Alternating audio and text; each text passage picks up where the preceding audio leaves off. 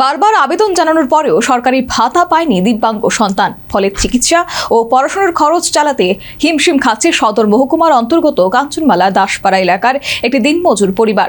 চাইছে রাজ্য প্রশাসনের হস্তক্ষেপ। সদর মহকুমার কাঞ্চনমালা দাসপাড়া এলাকার বাসিন্দা বিশ্বজিৎ দাস, পেশায় দিনমজুর।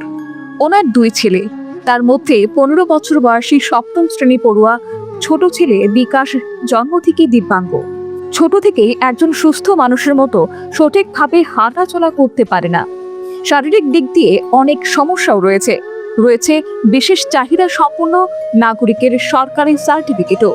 তারপরেও বহুবার বিভিন্ন জায়গায় বিকাশের দিব্যাঙ্গ ভাতার জন্য আবেদন করেও মেলেনি সরকারি ভাতা।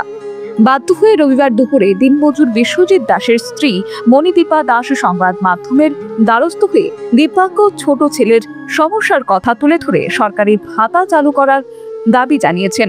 নিজেদের অসহায়তার কথা তুলে ধরে চোখের জল ফেলতে ফেলতে তিনি জানান, স্বামী বিশ্বজিৎ দাস একজন দিনমজুর। খুব কষ্টে অত্যন্ত দারিদ্রতার মধ্য দিয়ে সংসার চলছে। দিব্যাঙ্গ ছেলের ভাতার জন্য সরকারি দপ্তরে একাধিকবার আবেদনপত্র জমা দেওয়া হয়েছে, কিন্তু এখনো মেলেনি ভাতা।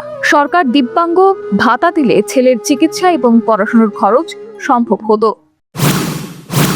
জন্মগত থেকে তো টের পাইছি না, মানে 3 বছর 3.5 বছর দিয়ে কুলকুলি আছে, মানে একদম আটতে পারছে না।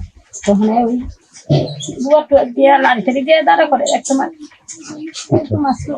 তো এর বাবা কি কাজ করে? বাবা তো ভালো করে লেবারি করে। কয় ছেলে আপনি? 2 জন। হ্যাঁ, কি ছোট? হ্যাঁ, বিকলাঙ্গ সার্টিফিকেট আছে? আছে। হ্যার কি বাতার লেগে কোনো সময় জমা দিচ্ছেন? জমা দিয়েছি 2-3 খান। আমরা এখানে গ্রাম পঞ্চায়েতে জমা দিয়েছিলাম। স্কুলে তো কন্টিনিউ দিতেছি, কদিন পর লাগে দাঁড়িটা দিতে আসছি। এরপর অঙ্গনওয়াড়ি স্কুলে দিদি মনে 2বার ফিরে নিচ্ছে, হয় না, না হয়েছে না। কি চাইতেছেন এখন আপনি? আমি চিন্তাছিলাম তো শুধু যদি বাচ্চারা যদি একটু একটা ইয়েটিও পাই আর কি, সরকারি সাহায্য বাতা, যদি একটা বাতার মতন যদি একটা কিছু পাইতাম, তাহলে মনে করেন বাচ্চাদের চিকিৎসা করাতাম, লেখাপড়া তো করাইতে পারতাম, ভালো হইতো আর কি। দিব্যাঙ্গদের জীবনের মানোন্নয়নের জন্য কেন্দ্র ও রাজ্যের নানা প্রকল্প রয়েছে, কিন্তু সঠিক নজরদারির অভাবে অনেক দিব্যাঙ্গই তাদের ন্যায্য পাওনা থেকে বঞ্চিত হন বলে অভিযোগ।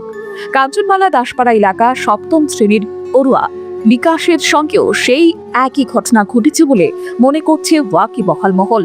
এখন দেখার এই সংবাদ প্রকাশ হওয়ার পর অসহায় মায়ের আকুতি শুনে রাজ্য প্রশাসনের মন গলে কিনা। সমাজ কল্যাণ ও সমাজ শিক্ষা দপ্তর দিব্যাঙ্গ কিশোরকে তার ন্যায্য সরকারি ভাতা পাইয়ে দেওয়ার জন্য কি ভূমিকা পালন করে? Bureau report, news vanguard. Step into a place full of new ideas and opportunities at Techno India University Tripura, where you learn, grow and build your future. A place that truly helps your dreams become a reality.